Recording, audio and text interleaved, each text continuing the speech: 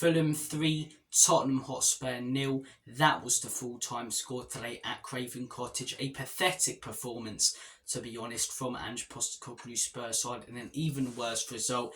Everything that could have gone wrong today for Spurs went wrong. The players were poor. Ange Postecoglou, in my opinion, got the timing of his substitutions wrong. Fulham were on it from minute one. I mean, they were brilliant. Before we rant about Tottenham and talk about what went wrong for us, credit to Marco Silva's Fulham. From minute one, they pressed us. As I say, they attacked us. They created chance after chance, and they deserved the win today. They did. They completely overloaded us and battered us like a haddock down the local chippy in that midfield battle.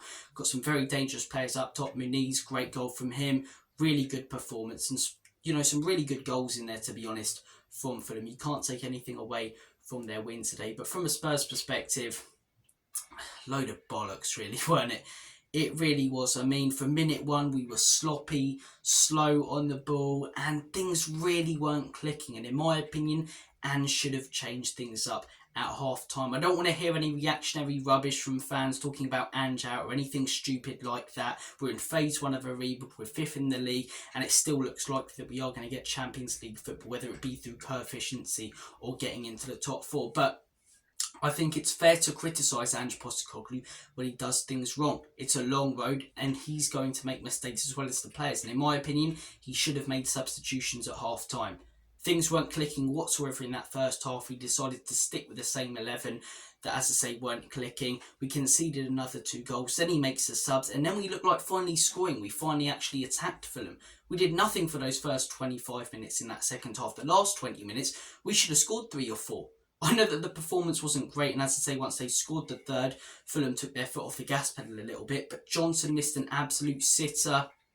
Werner missed a sitter. I'd love to see the XG on both of those. Richarlison had a massive chance that, as I say, he couldn't put away. Son was in a couple of times. We were creating chances. Højbjerg, Bentancur, as I say, they improved our midfield. And in my opinion, if he made those changes at half-time, we could be looking at a very different result in second half performance overall from Spurs. But look, as I say, whilst Ange Postecoglou takes a little bit of the blame today, the players also have to take a lot. Well, the players have to take a majority of the blame, to be honest. Pathetic performances from a lot of them. Son today, really, really poor.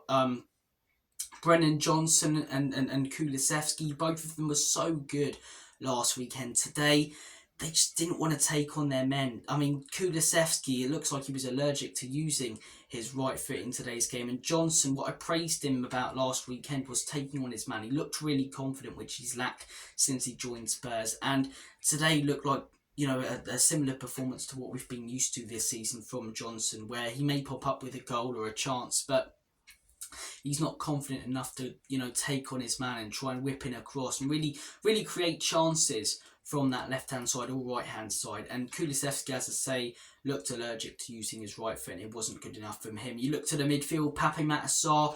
I've been praising him a lot this week because I thought he was brilliant against Villa. So consistent all season. Today, in my opinion, was his worst performance of the season. Really poor from him. Bissouma, I don't know what's going on with Bissouma, to be honest. We'll probably make a video in the week about Bissouma and what's going on with his performances. Because first 10 games of the season, he's one of the best midfielders in Europe, not just the Premier League. Whereas since that Luton game, I'd say the guy hasn't been the same player. And Maddison today, really off it. The defence, I think Romero put in a good performance. I actually don't think Udogie was that bad. Dragazin, you could clearly see the drop-off in quality with Van den Ven. And when you look at the chances that they created for them, a lot of them were targeting, as I say, that left-hand side. And in my opinion, Dragazin should do a little bit better for that first goal. And if that's Van den Ven, that first goal isn't scored by Muniz because he's straight to the ball.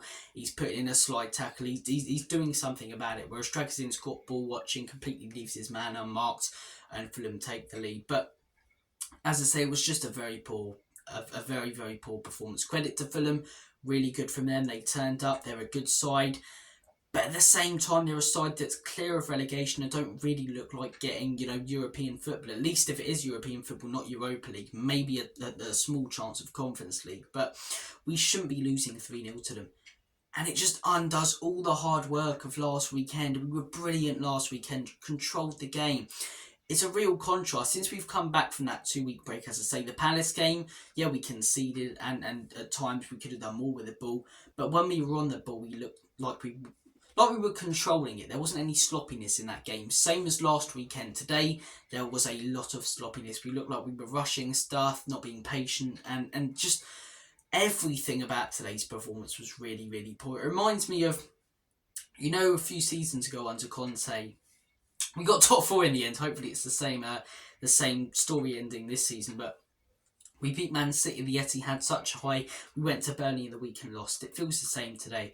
A very underwhelming result, but I don't want to hear anything stupid about Ange Postecoglou. As I say, in my opinion, he got his substitutions wrong today and the timing of them, but the guy's been absolutely must since he joined Tottenham Hotspur. He really has, and I think to appreciate how good this season's been, you've got to look at last season and the shambles of a club we are. And after one defeat, no matter how bad it is, I don't think we can lose our heads about it. I really don't. If we don't get Champions League, people will be going mental. But in my opinion, Europa League is a very good season for Spurs when you consider how bad we were and how poor we were last season. But having said that, we've got an opportunity today to put pressure on Villa. Tough game against West Ham tomorrow.